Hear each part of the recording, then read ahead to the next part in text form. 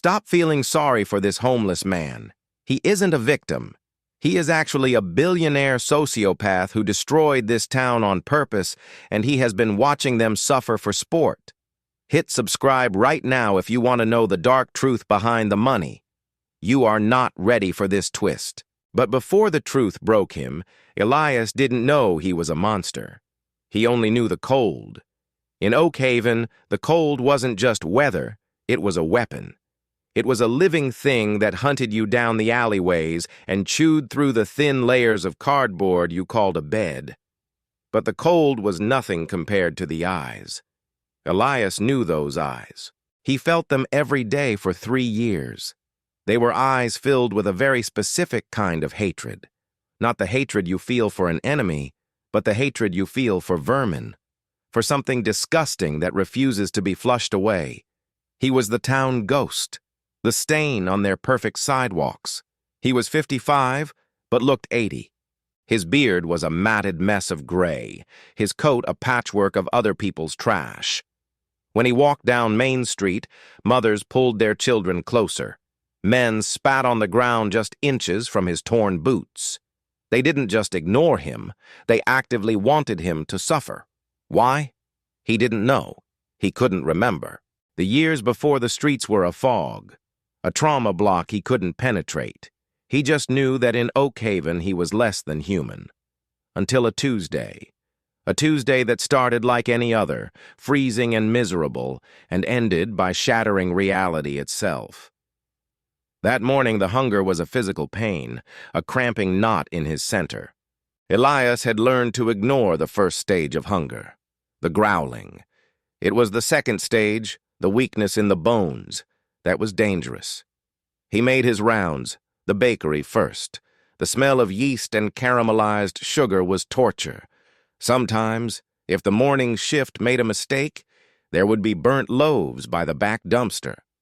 Today, there was nothing but coffee grounds and eggshells. As he closed the dumpster lid, the back door flew open. It was Stan, the bakery owner, a red-faced man who wore his piety like a cheap suit on Sundays and kicked beggars on Mondays. Stan roared, wielding a broom like a spear, screaming at Elias to get away, calling him a filthy animal. He said Elias was scaring off the paying customers just by existing. Elias didn't argue. You don't argue with a boot on your neck. He just hunched his shoulders, made himself smaller, and shuffled away as the broom bristles swatted at his heels. He walked towards the town square. He needed to charge his phone. It was a piece of junk he had found 2 years ago, screen shattered like a spider web, battery lasting maybe 20 minutes. But it was his only tether to a world that had rejected him. He found a working outlet behind the public library, hidden by some overgrown bushes. He plugged it in and huddled against the brick wall, trying to absorb some of the building's heat, while the ancient device trickled back to life. People walked by on the other side of the bushes. He heard their conversations. They talked about vacations, about new cars, about the annoying line at the coffee shop. Their problems seemed like fairy tales to him. They lived on a different planet. A group of teenagers passed by. One of them, the mayor's son, spotted Elias through the leaves. He sneered, calling him King Trash. The boy finished his soda and tossed the half-full can over the bushes. It struck Elias square in the chest, splashing sticky liquid onto his only dry layer of clothing. The boys laughed. It was a cruel, easy sound. They didn't even break stride. Elias didn't move. He just wiped the soda off his coat with a trembling hand. The humiliation didn't burn anymore. He was too cold for it to burn. It just settled inside him, another layer of sediment on a soul already buried under mud. He was invisible, until he wasn't. The phone buzzed, a weak, dying vibration against his palm. Elias looked down. The screen had flickered on. He expected a low battery warning, or maybe a spam text about car insurance he didn't need for a car he didn't have. It was a banking notification, from an app he didn't remember installing, linked to an account he didn't remember opening. The blue light was blinding in the shadows of the bushes.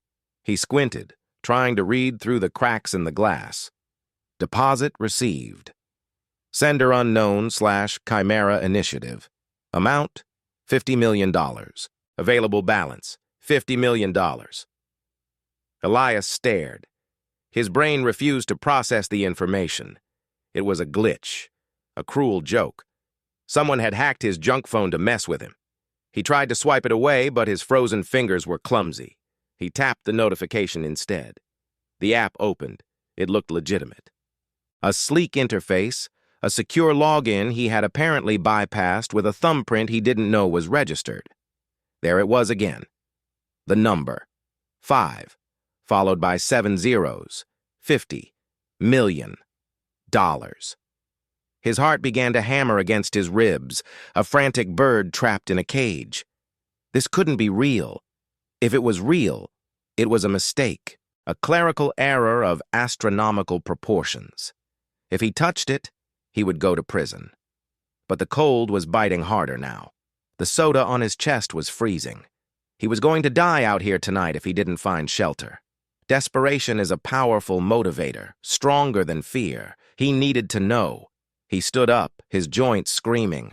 He walked toward Main Street, toward the massive stone facade of the First National Bank of Oak Haven. He had never been inside. People like him weren't allowed inside. The security guard at the door stepped forward immediately, hand resting on his pepper spray. He told Elias to turn around. Elias stopped. He held up the cracked phone, displaying the banking screen. His voice was an unused rasp. He said he needed to speak to a manager. The guard laughed and told him to beat it. Elias shoved the phone toward the guard's face and told him to look at it. The guard glanced down, ready to dismiss it. Then he froze.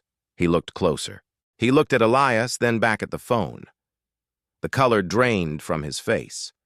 The number on that screen was more authority than a badge and a gun. He told Elias to wait there, his previous aggression replaced by terrified confusion. 10 minutes later, Elias was sitting in a plush leather chair in the office of Mr. Henderson, the bank manager. Henderson was a man who usually looked at Elias as if he were a smudge on a window. Now, Henderson looked like he was about to throw up from anxiety. He stammered, holding Elias's tattered state ID as if it were a radioactive isotope.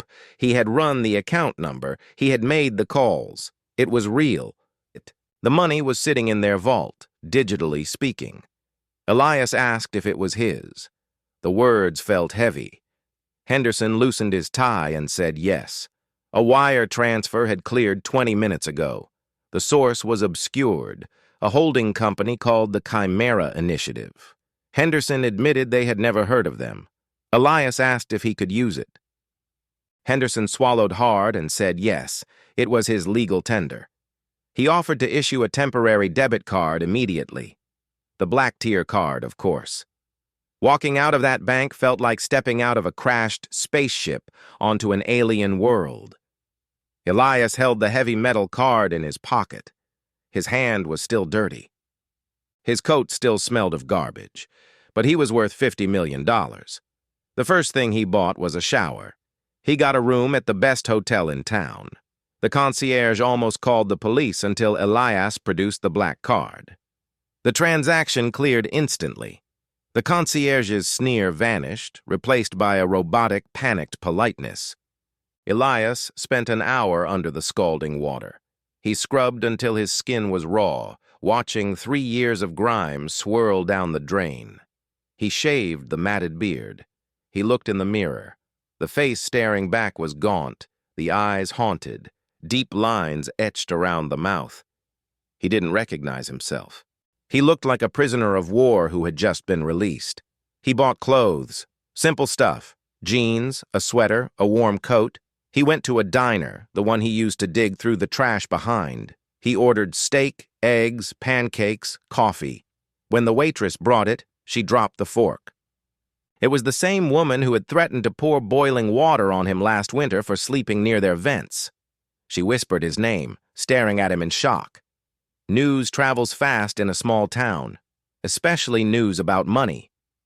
By the time he finished his coffee, the entire dynamic of Oak Haven had shifted. Walking down Main Street was now a surreal nightmare. The same people who had crossed the street to avoid him yesterday were now waving. Stan the baker ran out of his shop holding a fresh box of pastries. He called out to Elias, saying long time no see, telling him he looked fantastic, and offering the pastries on the house. Elias looked at the pastries, then at Stan. He remembered the broom. He remembered the hate in Stan's eyes just hours ago. He told Stan to keep it and walked away. The sycophancy was worse than the cruelty. The cruelty was honest. This new affection was a sickly, desperate lie born of greed. They didn't see him. They saw the $50 million walking around in a new coat. It made him sick. He couldn't enjoy the money. He couldn't rest. The question burned in his mind, overshadowing the comfort of a warm bed. Who sent it? And why? Chimera Initiative. That was the only clue. He bought a laptop and started digging. The internet was awash. Chimera Initiative led to shell companies nested within other shell companies, a labyrinth designed to hide ownership. It was high-level corporate obfuscation. He needed professional help. He hired a private investigator from the city, a woman named Sarah with a reputation for digital forensics.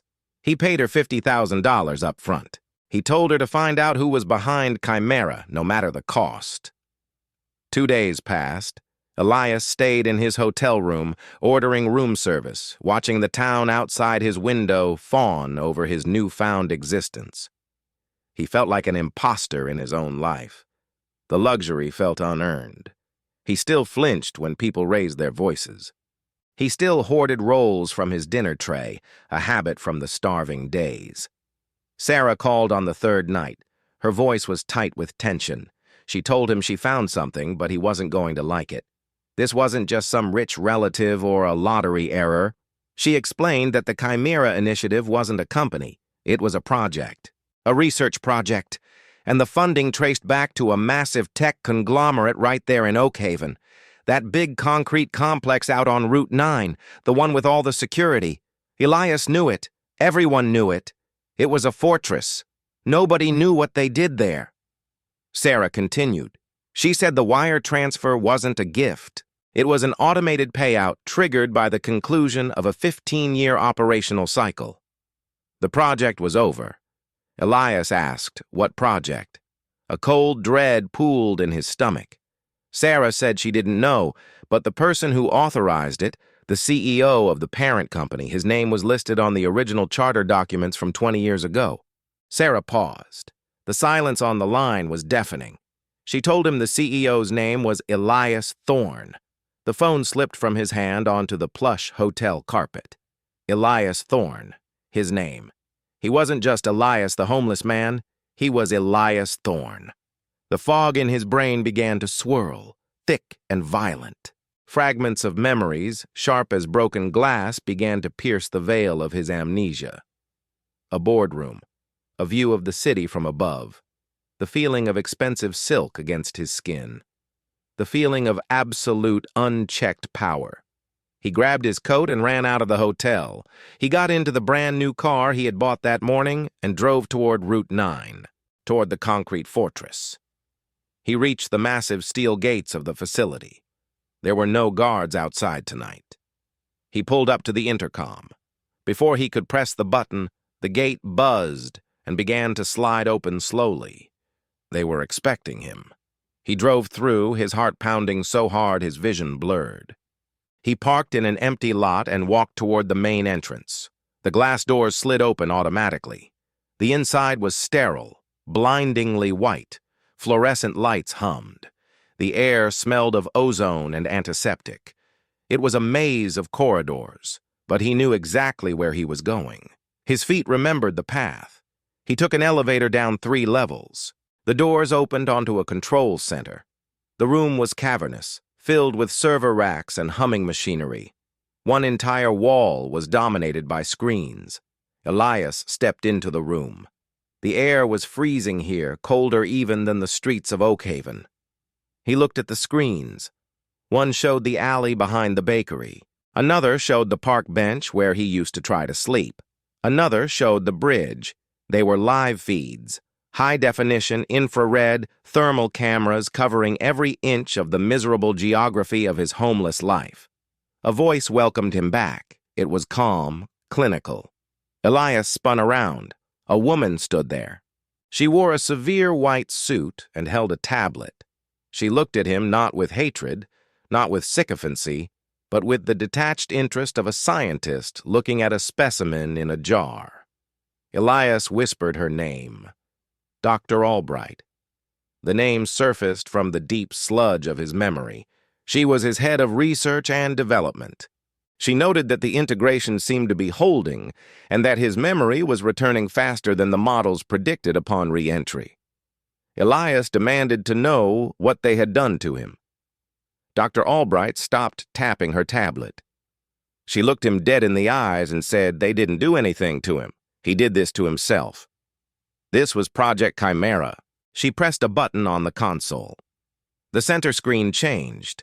It played a video recording. It was Elias, but 15 years younger. His hair was dark, slicked back. His suit cost more than most people made in a year. His eyes were hard, cruel, empty diamonds. He was sitting in this very room, in a leather chair, swirling a glass of amber liquid. The younger Elias on the screen spoke directly to the camera, directly to his future self. He said if he was watching this, then it worked. Or maybe it failed spectacularly. Either way, the 15 years were up. The video Elias took a sip of his drink and smiled a reptilian smile. He called himself a monster. He said they built this company on the backs of everyone they could exploit. They destroyed the environment, bought politicians, and crushed the town of Oak Haven under their heel just because they could. He said the people out there hated him because he earned their hate 1,000 times over. He made their lives miserable for profit. Present-day Elias stared, horrified. The memories flooded in now. The deals he made that closed the local factories. The chemical spills he covered up that poisoned the town's water supply years ago. The reason the town was so poor, so angry, so broken, was him. The video continued. The younger Elias explained the diagnosis. Frontotemporal dementia. Early onset. Incurable. He was going to lose his mind anyway. He was terrified of dying without a legacy, without redemption. But he was incapable of feeling empathy. He was a sociopath. Dr. Albright stepped forward. She explained that he designed the protocol himself. They used experimental neurostims to induce controlled amnesia and suppress his core personality. They planted him in the town he destroyed, with nothing. No money, no memory, no power. The video Elias leaned into the camera. He said the goal of Project Chimera was simple.